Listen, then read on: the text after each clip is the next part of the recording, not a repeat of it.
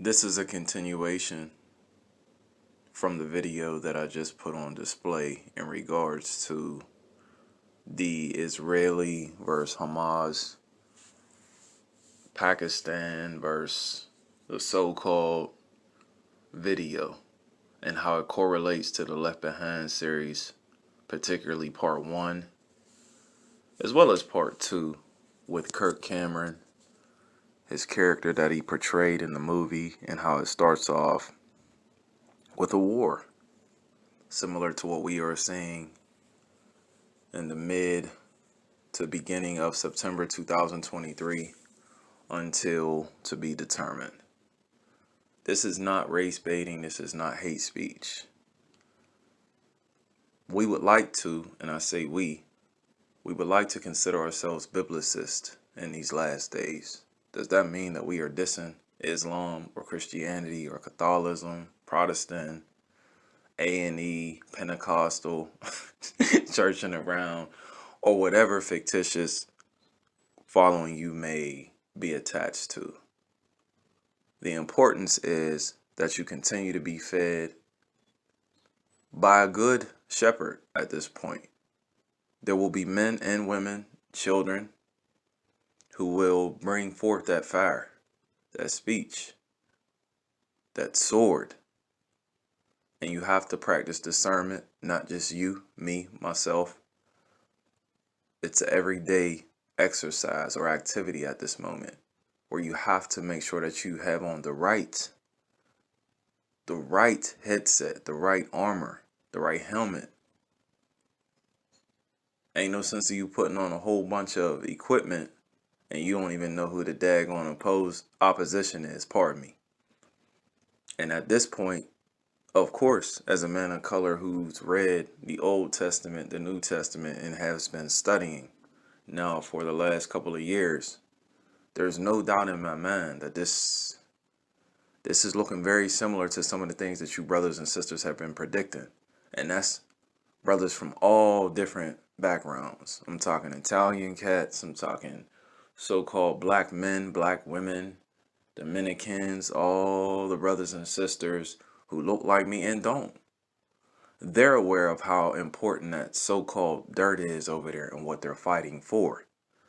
The issue is at the moment is what they have been hiding, the American Negro, for all these years.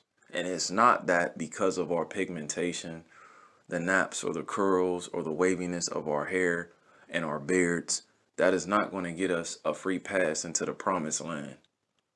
That is not going to make us bypass Yahweh Shai, who the world likes to know as Jesus, who is the Christ, the Lord and Savior. That is not going to make us pass him with disrespect content, or just look past him in the day of salvation, or excuse me, the day when we meet our Father in heaven. But what it is going to do is going to shake up the masses these last couple of years we have left. Now, exactly in the physical form, I'm not a guy who puts numbers on things. I'm not going to tell you we have 25 years left in this society, or 25 years, 2,000 years left on this earth, or 30 more minutes. That's not the type of time that we're talking about. We're talking about following prophecy. And if you've been alive at least since maybe the mid-90s, you had a chance to see the ending of one world and the beginning of a new one.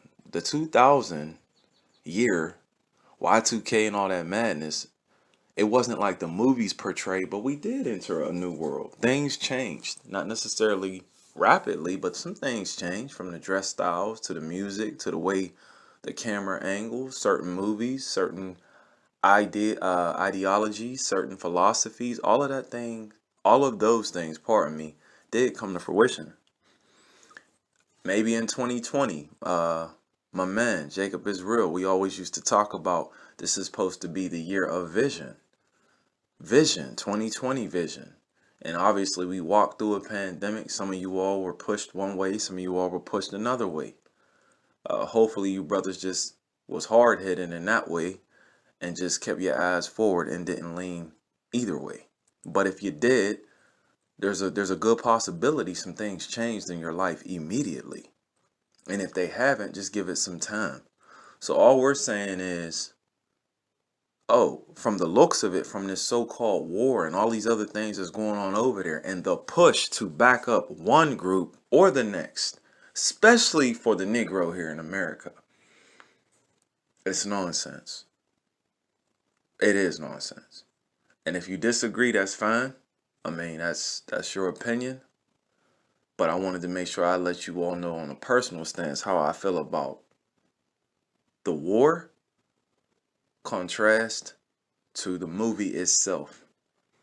But there's no play for why that movie aligns up to what we're seeing over there in that line. Okay?